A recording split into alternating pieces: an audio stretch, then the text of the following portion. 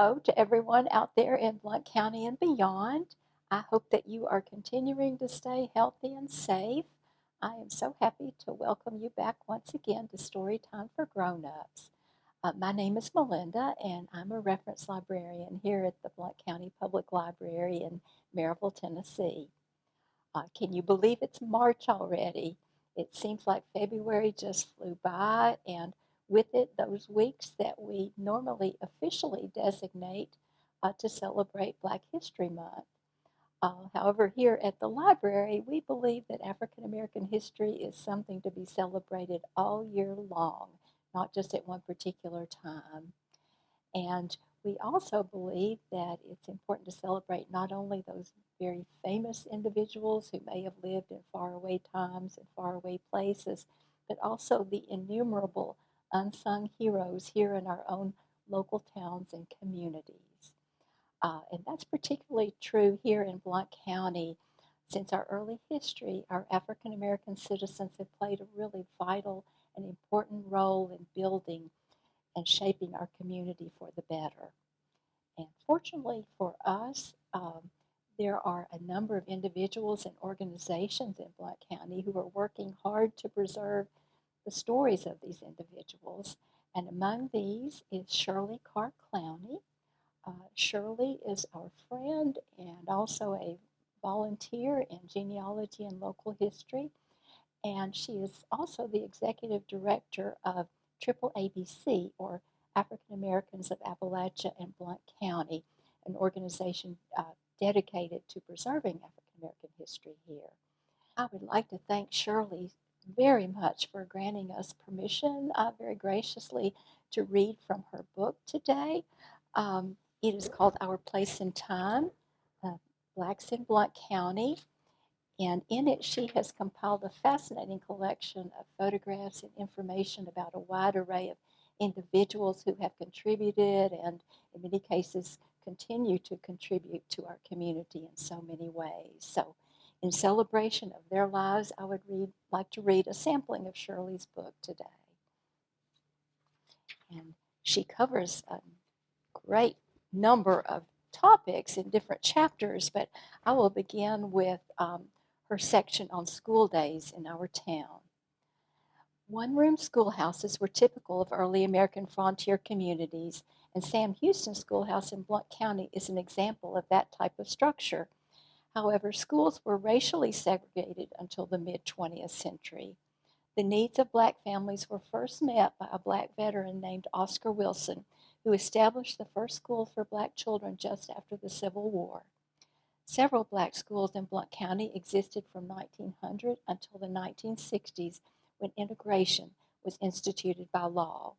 However, before integration, Blount County was known for having the best schools in the South for Blacks. Assisted by Quakers, teachers were educated to staff local schools in Blount County, as well as some in Georgia, Alabama, and Mississippi. And the school that she was referring to, which trained teachers, was Freedmen's Institute. It was built in 1872 to train Blacks to become teachers. By 1879, the Institute had trained 80 Black teachers. After closing in 1901, the three-story brick building was used to quarantine victims of smallpox. And there is a historic marker about Freedmen's Institute on West Broadway in Maryville, which you may have seen in the past. Among those associated with Freedmen's Institute was a gentleman named Charles Warner Kanzler. He was born in Maryville on May 15, 1871. He attended the Freedmen's Normal Institute and Maryville College. Although he did not graduate, he became a school teacher. He was known as a mathematical wizard who could beat an adding machine by mentally adding long numeric columns. His mother, Laura Scott Kanzler, was Knoxville's first Black school teacher in 1864. And Shirley includes photos of numerous schools in the county, including Charles Martin Hall School and William J. Hale School. And we still have alumni here from some of these schools, and she includes photos of individuals who attended a number of these schools and went on to achieve advanced degrees. And then she mentioned some of the heroes in the community who supported the schools, and one of these is Mrs. Maggie M. Fain. She was born in Murphy, North Carolina on April 23rd, 1887. She moved to Alcoa at the beginning of the 20th century. Mrs. Fain had a great desire for helping children. She helped to raise funds to get the first band uniforms for Hall School. She secured transportation for the teams and the band to go to competitions. At her death, she was thought to be 114 years old.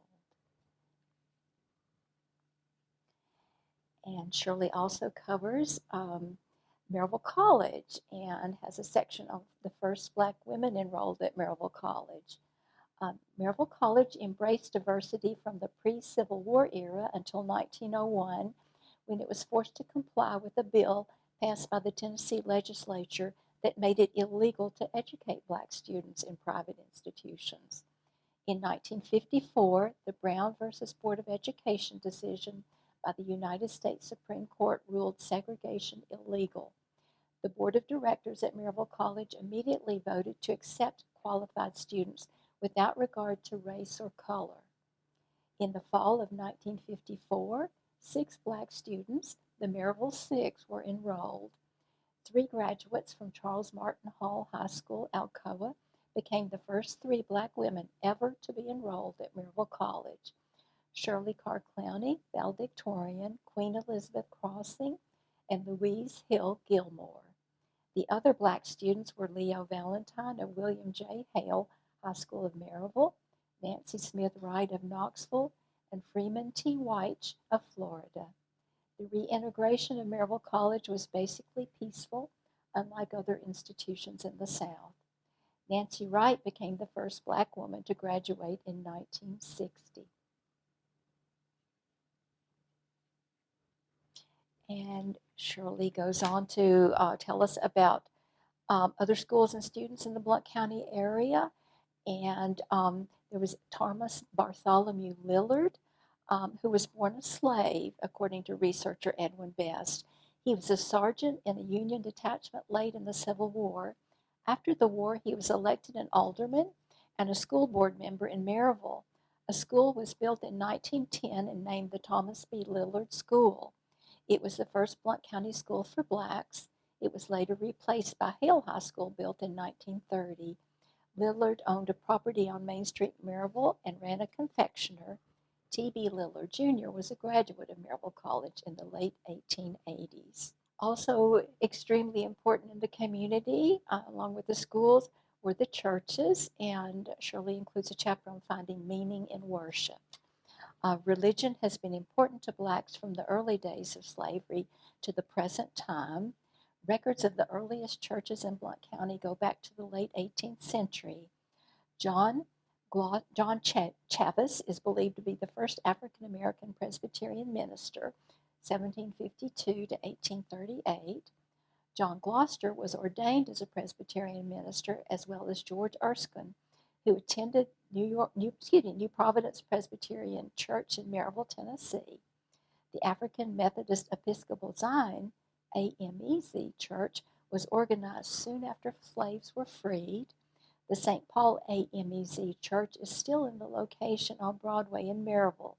Today, there are at least 30 Black churches in Blount County. And she includes lots of photos of various churches, many that are familiar to you, I'm sure. And among these is the St. Paul AME Church in Alcoa. When people from Alabama, Mississippi, and other southern states came to Alcoa to work, they lived in tents and there were no places to worship. After gathering from tent to tent, they appointed Lily Bruton to ask the aluminum company officials to provide them with a place to worship.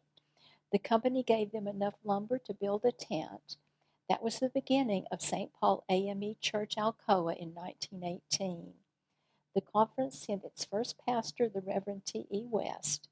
Today, the members still worship in a brick church at that same location on Hall Road.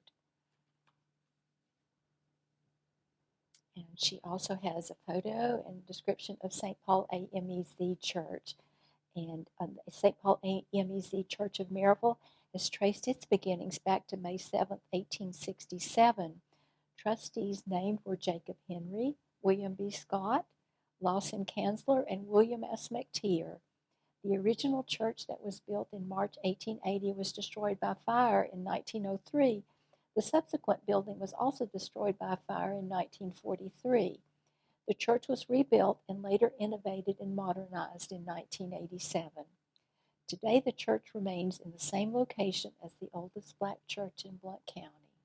And in addition to churches, she has a section on building community, and she mentions the old stone house, which was built between 1750 and 1772, and is believed to have been a stop on the Underground Railroad, where slaves and others were given shelter on their way to freedom in the North.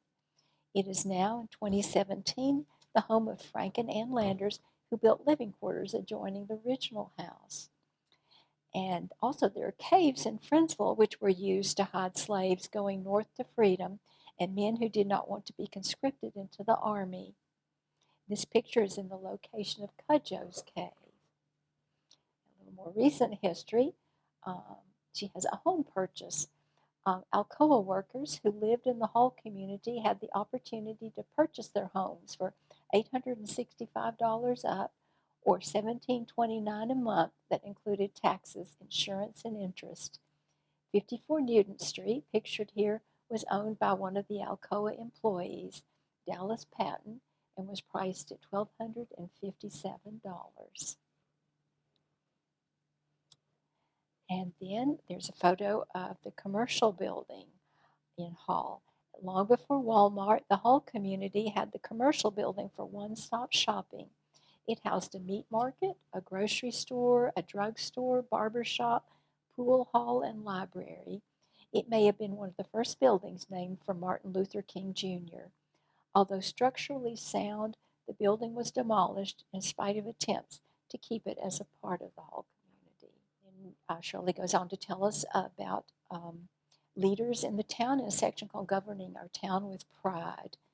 Blacks have served in significant positions in government and politics in Blount County. Although few are aware of this fact, the only black to serve as mayor of Maryville was William Bennett Scott Sr., who was appointed in 1869 after serving for several years as alderman. Scott is credited with publishing the first black newspaper in the South, the Colored Tennessean, in Nashville. He published the only official newspaper, The Republican, for 10 years in Maryville. He owned a saddle and harness shop in Friendsville, Tennessee. In 2008, an 8-foot by 4-foot portrait of Scott was unveiled and hung in the rotunda of the Maryville Municipal Building, along with other influential leaders. Shirley Carr Clowney researched and lobbied to have Scott honored in this manner. And then another interesting individual was Martha Ann Erskine Ricks, daughter of George M. Erskine, both born a slave circa 1817 and 1779 respectively. Ricks made a coffee tree quilt that she personally presented to the Queen of England. In return, Queen Victoria also gave Martha Ricks a few gifts. Dr. Isaac Anderson of Maryville College gained freedom and education for Erskine, who later joined New Providence Presbyterian Church, Maryville. By 1830, the family had moved to Liberia, Africa, for a new life. And then again, in more recent history, Mrs. Beulah Brown raised 11 children in Alcoa. 5 of them earned college degrees. Brown and son Fred were trailblazers in East Tennessee. She was the first black to ride the local bus to the hospital where she worked. Fred was the first black teacher at Oak Ridge High School and the first black school board member in Alcoa.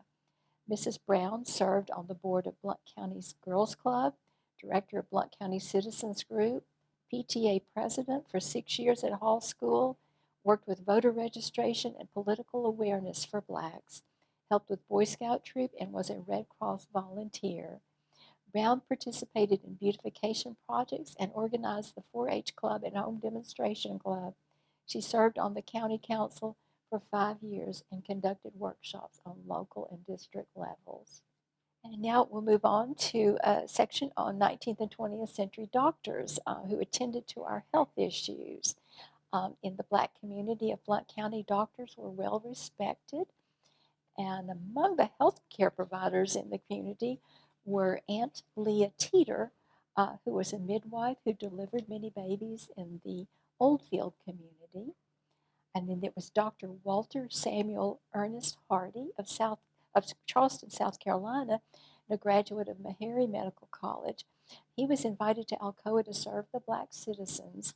Blacks were not using the segregated hospital, but were practicing medicine and midwifery at home. The aluminum company medical director, J. Walter McMahon, urged blacks to use Dr. Hardy. He was not a company doctor, but served the black workers. And then there was also Dr. Benjamin Emerson Washington. He was the black family physician that served the Hall Oldfield community from the early 1920s until his death in 1961. Rain, shine, or snow, Dr. Washington would go. He was an active member of St. Paul AME Church in Alcoa. And then there were entrepreneurs and leaders who made us prosperous, and they practiced servant leadership, as Shirley describes it, which was exhibited by several citizens who pledged to enrich the lives of individuals, to build better organizations, and to create a more just and caring community. And among these was Lola Reed, who moved to Alcoa from Illinois and became a well-known volunteer in Blount County. As a member of the American Red Cross, she served on a planning group with Blount Memorial Hospital. Reed founded the Blount County Food Pantry in 1984 that initially operated out of the commercial building in Alcoa, then moved to several locations. The food pantry served the needy for years after she passed. The Reverend Stone Carr was on board to see that the service continued. And then there were organizations in the community that addressed social issues. And she mentions one empowered organization was the Progressive Club, formed in the early 1950s to address issues at the aluminum company of Alcoa regarding equal rights, fair pay, job advancement, and segregated facilities, separate shower rooms, water fountains labeled white only and colored. Other groups visible today are Hall Oldfield Maryville Empowerment, Inc., which has the acronym HOME or Home Inc., and African Americans of Appalachia and Blount County, triple ABC, the Hall Alumni Association, and the East Tennessee Alumni Association of Tennessee State University. And then there were the businesses that helped us grow. The point can be made with regard to black businesses in Blount County that they have had a significant impact on the community. The economy as a whole would be reduced without the participation of black businesses. Also, a particular black business can have a big impact on a particular community or section of the community. The owners are usually interested in the issues of concern in their community and can help to affect change. There are records dating back to 1865 that recognize black entrepreneurs. And among these entrepreneurs was Mr. Ish Alonzo Porter. He was the first black mortician in Blount County. He served the final needs of blacks for almost half a century. Porter was born in 1892, attended Maryville schools, graduated from Gumpton Jones School of Mortuary Science in Nashville, served in World War I until 1919. He opened his Maryville practice in the early 1920s and continued until his death in 1967. Porter passed his talents on to his son Edward and renamed the business Porter and Son Funeral Home. The McCammon-Ammons Funeral Home called on Ish Porter to assist them on occasions. And there was also Hiram T. Gay, a barber by trade. He established the Gay Fire Company. In 1894, the county gave him permission to store his horse-drawn wagons in a building at the rear of the courthouse. Fighting fires was an important service at that period of time. And we move on to patriotic servants from our town. And these include Henry Pride of Greenback. He was a slave and a Civil War veteran. As a slave, he was sold at auction on 9 Mile Creek to settle the estate of his deceased master. He was sold for $900 to Dr. Samuel Pride, a wealthy Maryville physician and the city's first mayor. Pride served in the 1st U.S. Colored Artillery Unit. It's not known if he was conscripted or drafted by the Union Army. His granddaughter, Hazel Thompson, said he loved to tell interesting stories about his life. And later, there was Colonel Jackson D. Thompson, a 1951 graduate of William J. Hale High School in Maryville. He earned a B.S. degree from Tuskegee Institute in 1956. As an Army military officer, he served in numerous places in the 1960s and 70s, from Germany, Fort Carson, Colorado, to Vietnam, and in Korea, and Washington, D.C. And among his awards was the Meritorious Service Medal with First Oak Leaf Cluster for exceptional service. And Jack is a descendant of Henry Pride, who we mentioned a moment ago. Then there were the sports trailblazers, and of course we're familiar with football heroes like Randall Cobb and Lynn Swann, but there were also baseball players, African American baseball players in Blount County. Among these were Alcoa, the Aluminum Company of America, before L was added to the name, the Alcoa Sluggers baseball team.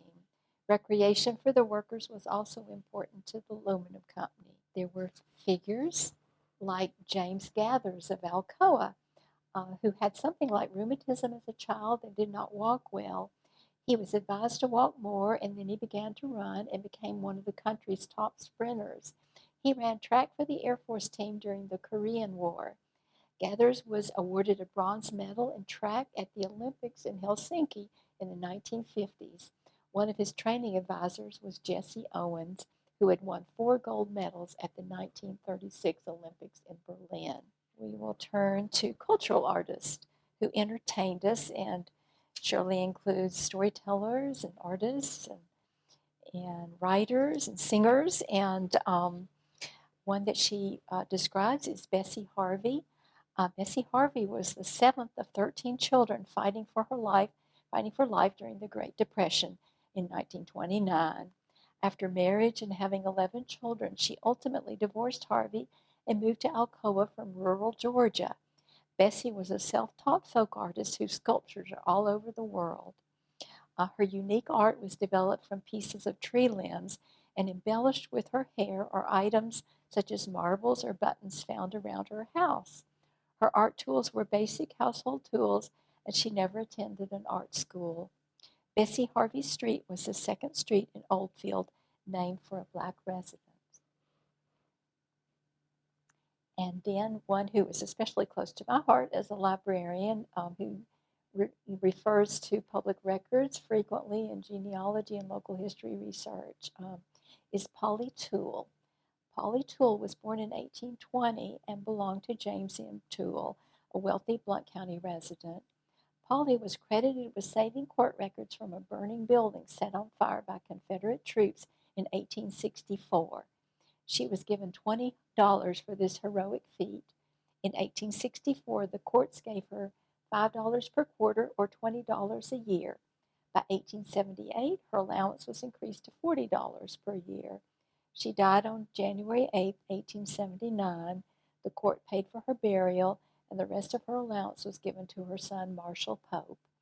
A sculpture by Joyce McCroskey stands in the rotunda of the Blount County Courthouse in memory of Polly Toole. With no available picture, folk artist Bessie Harvey modeled for the sculpture. As you can see, Shirley's book is a wonderful compilation of photographs and information about African American history here in Blount County. And we would love to share her work with you. And if you would like to know more about some of the individuals mentioned in the book, please feel free to drop by or give us a call at 865-982-0981. Thank you again so much for joining us for Storytime for Grown-Ups. And once more, I would like to thank Shirley Carr Clowney for so kindly allowing us to read from her book. And to all of our friends in the African American community who have worked so hard and continue to work so hard to make Blount County the best place it can be. We honor you today and every day, and we thank you for your courage and your grace. Thank you so much.